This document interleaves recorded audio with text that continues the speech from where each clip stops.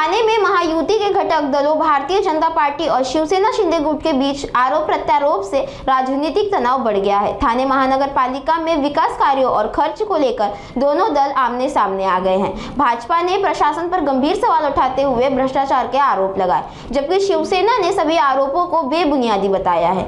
दोनों पक्षों के नेता ने एक दूसरे पर तीखे बयान देते हुए राजनीतिक माहौल को गर्म कर दिया है।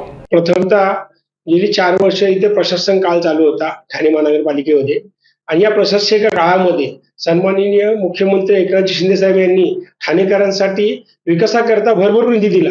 हजारो कोटीचा निधी शिंदे साहेबांच्या मार्फत ठाणे महानगरपालिकेमध्ये आलेला आहे।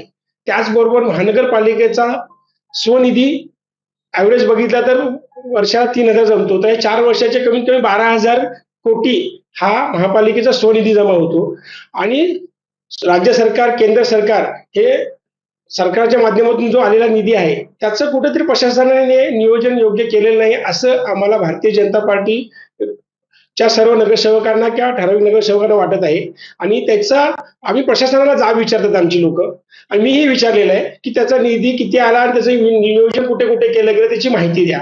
माहिती प्रशासनाकडून मिळत नाहीये आणि आम्ही युती धर्म म्हणून निवडणुका लढवलेल्या आहोत आणि युती धर्म आम्ही पाळत आहोत। आम्ही शिवसेनेवरती कुठे आरोप केलेला नाहीये हे त्यांनी समजून घ्यावे, पण प्रशासनाकडे जो पण निधी आलेला आहे आणि स्वनिधी याचं जे नियोजन व्यवस्थित केलेलं नाही असा आमच्यावर संशय आहे। त्या अनुषंगाने आम्ही प्रशासनावर आरोप करतोय, तरी मित्र पक्षांनी स्वतःच्या अंगावर ओढून घेऊ नये हे त्यांना मी आवाहन करतो। तसेच आमच्या भारतीय जनता पार्टीचा म्हणजे मुख्यमंत्री सन्माननीय देवेंद्र फडणवीस साहेब असतील, प्रदेशाध्यक्ष रवींद्र चव्हाण साहेब असतील आणि आमच्या ठाण्यातील ज्येष्ठ आमदार संजयजी केळकर, निरंजन डावकरे साहेब यांनी स्पष्ट युती धर्म करतोय की आम्ही पारदर्शक कारभार ठेवू आणि पहारेकरीची भूमिका घेऊ। ही भूमिका भारतीय जनता पार्टीने युतीत लढवते वेळी पण बोललेले आहेत आणि त्याच्यानंतरही प्रत्येक वेळी हा आमच्या अजेंडा आहे पक्षाचा, तो अजेंडा आम्ही यापुढेही कायम ठेवणार। सर, आम्ही युती धर्म पाळतोय, पण आमच्या अंगावर कोणी आलं तर आम्ही त्यांना शिंगावर घेऊ असा इशारा देखील त्यांनी दिलेला आहे। आता युती धर्म तेही पाळतात, आम्हीही पाळतोय, पण याच्यामध्ये आमच्या कुठले सदस्यांनी किंवा आम्ही भारतीय जनता पार्टीने कुठे शिवसेनेवरती वैयक्तिक आरोप केलेले नाहीयेत। त्यांनी प्रशासनाकडे माहिती मागितलेली आहे आणि प्रशासनाच्या चुका आहेत त्या महासभेमध्ये येत आहेत, मग त्याचं त्यांनी मित्रपक्षांनी स्वतःच्या अंगावर ओढून घेऊ नये। त्यांनी त्याचं आत्मपरीक्षण करावं, नक्की आमची भूमिका काय आहे ती। फुकट वेगळं राजकारण करून आज लोकांनी आपल्याला निवडून दिलेलं आहे। गेली 4 वर्षापासून प्रशासकीय काळामध्ये कामं झालेली नाहीयेत आणि प्रत्येक नगरसेवकांकडे अपेक्षा वाढलेल्या प्रभागामध्ये लोकांकडून, तर त्यांना पुरेसा निधी अजून दिलेला नाहीये। राहिली कामं तर त्याचा त्यांनी विचार करावा आणि त्याचबरोबर आज स्पष्ट बहुमत महायुतीला दिलेलं आहे। जवळजवळ 76 नगरसेवक शिवसेना पक्षाचे निवडून आलेले आहेत आणि भारतीय जनता पार्टीचे 28 नगरसेवक निवडून आलेले आहेत।